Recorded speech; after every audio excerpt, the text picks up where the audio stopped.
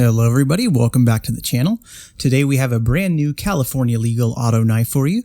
This one right here is the Hogue Microswitch, and this particular variant that I chose to purchase has a very nice aquamarine handle as well as a Wharncliffe blade.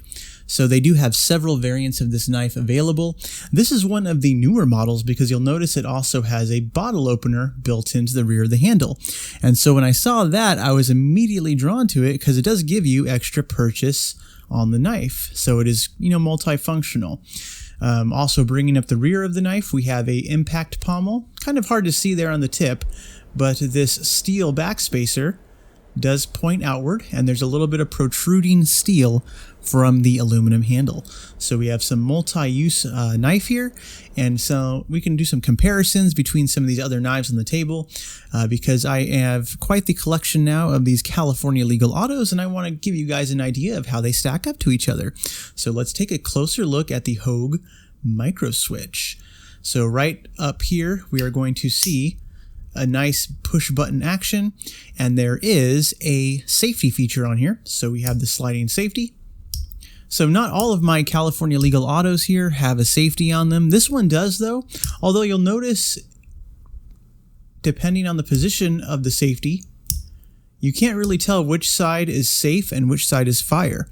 Sometimes there'll be a red dot. Sometimes there'll be some red fill paint in there so you can tell. This particular one doesn't have that. So you just have to learn with muscle memory where it goes. So of course, when it's on safe, the button pushes down, but the blade does not fire. And there we go. So the push button action is pretty good. There's no play whatsoever in this blade, which I like. And I actually do like the blade shape. This Wharncliffe shaped blade is very different than the other knives I have here. And so, uniqueness does have some value in itself.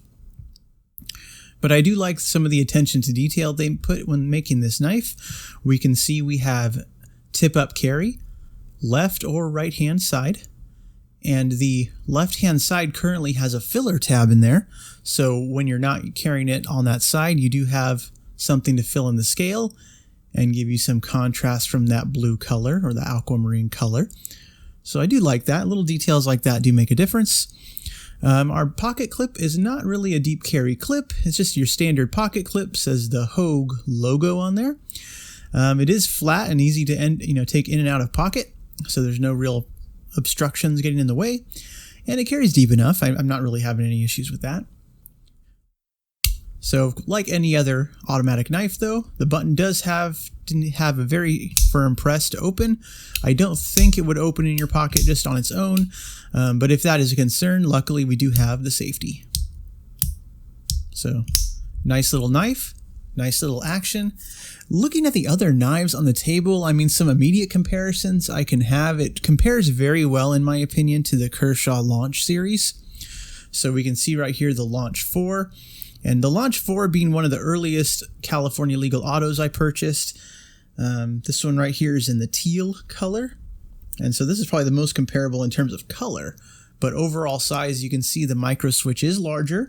And for me, I do like the handle to be slightly larger. It just gives you more to play with, more to grab onto. And action-wise, it is very similar.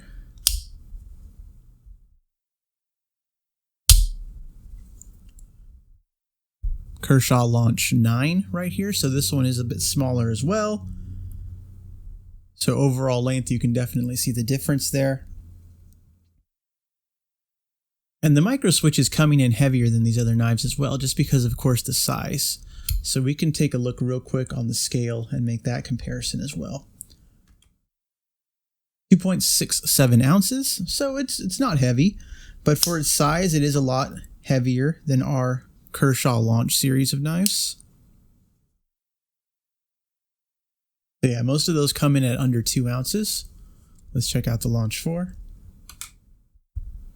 Yeah. And of course we have this radical blade shape right here. So of course where this makes a nice comparison is that hawkbill shaped blade compared with the Wharncliffe. And again, I still do prefer the larger handle size on the Hogue. And so that's always nice to see.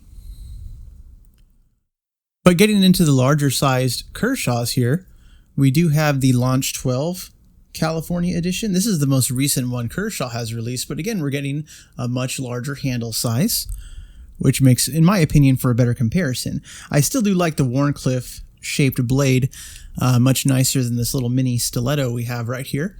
But size-wise, very comparable. You know, when you got it in hand, it still feels really nice. So where I see the Hogue fitting in more between is, I think it's a little bit nicer than the Kershaw's in terms of fit and finish and construction and build quality. I mean, a little bit, not a whole lot. But when we move up to the Protex, it's very, very comparable. So this right here is the Calmigo. So we can set these side to side. And really not a whole lot of comparison other than the fact that they're both autos, both sub 2-inch blades. You know, Protec their knives have a certain snap to them. So if you ever own one or handle one, you'll notice it in hand. They just feel really great. And so while I like the shape and handle size of the Hogue, the action on the Protex is just really incredible. So we have the Protec Calmigo, the Protec Half-Breed, and again, we get a nice full-size handle on the Half-Breed, so like showing that off. But there's just something about the Protex. That action is just really slick. Super, super smooth. No grit. No delay in action. Not that this one is bad. It's just a feeling you get when you hold it in hand. But really, out of all the knives on the table here, probably one is the most comparable in my opinion in terms of size and just overall how it feels in the hand. And that's actually the SOG California Special. And so the SOG, you know, I kind of like this knife the least on the table. Not for any particular reason. You know, I'm not really a fan of the silly skull they put on, you know, the design. But overall, the handle is nice to hold. It's a relatively lightweight knife. Weight-wise, it's similar. So 2.4. The blade shape, though, I'm just not a huge fan of. You know, that upswept blade just does something that looks off on it. I'm not sure. You know, it doesn't seem as well balanced as the other knives do.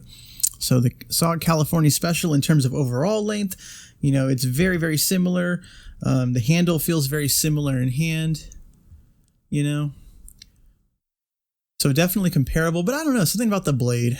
I'm not a fan of the blade shape. So that's the SOG. And of course, just the wild card I threw on the table, we have the Microtech. So this is the UTX 70 California Legal Edition. And not even really comparable to anything on the table. It's kind of its own deal. Because, I mean, how many California legal OTFs are there? At least quality ones. You can probably buy a bunch of garbage ones online for $20. But when you want quality, Microtech is where you go. And so there's our size comparison there. You know, and I always wish that the Microtech would have a larger handle, because right now it's almost a novelty. I mean, it's still a functional knife, still, you know, pretty nice action actually, but it's more of a toy. It's almost, you know, not very serious to hold in hand, you know. So that's my only issue with the Microtech, is they need to beef it up a little bit, because you can have a small blade. It doesn't have to be a joke though, because all these other knives have very wide, robust blades on them, whereas the Microtech is still that dinky little, you know, looks like a pack of gum. But that being said, the Hogue Microswitch, I don't regret buying this at all. Very nice knife. Presentation wise, I really like this little soft case it came in. So very diminutive little case. Kind of cute actually when you see it's just perfectly sized for the knife itself. So that was kind of cool to see it come out of the box like that. We have the labeling on the box here, so let's check that out. A01 Microswitch, Wharncliffe tumbled finish, CPM 154. And so the steel on this is very nice. We do have the CPM 154, and that does, in fact, make it very comparable to all of the Kershaws, because the Kershaw Launch Series is known for the CPM 154 blade steel.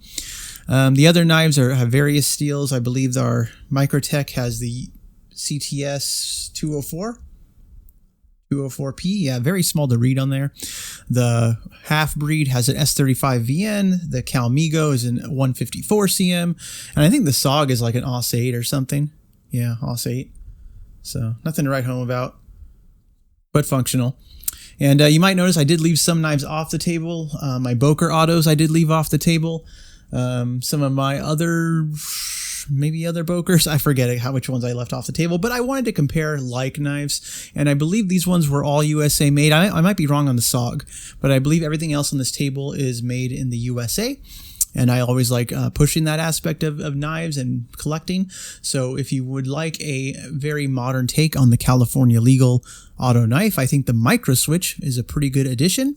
The fact that it has the built-in bottle opener, you know, that sealed the deal for me. And of course the various colors. So Warncliffe style blade, also available in a drop point, I believe, as well. I picked this one up from Knife Center. They seem to have almost a perpetual sale every weekend on Hogue products, and so you can tend to save, you know, $10, $15, $20 when they do that. But that being said, I don't think this is out of production. I think they still actively make this knife because it is a very solid design, very workmanlike knife. Nothing wrong with it. No faults that I can find. If you guys have any questions about anything you see on the table here, or if you want to see more in-depth comparisons between these knives, I'm happy to show it off. Just leave me a comment so I know what you guys want. But if you do have any particular questions that I can probably answer for you, feel free to leave a comment below. Hope you enjoyed the video. I'm always here to try and provide information about this particular class of knives because I just kind of fell into this niche of collecting, mostly on accident. But let my experiences help you. Leave a comment below. Have a great day, guys. Bye-bye.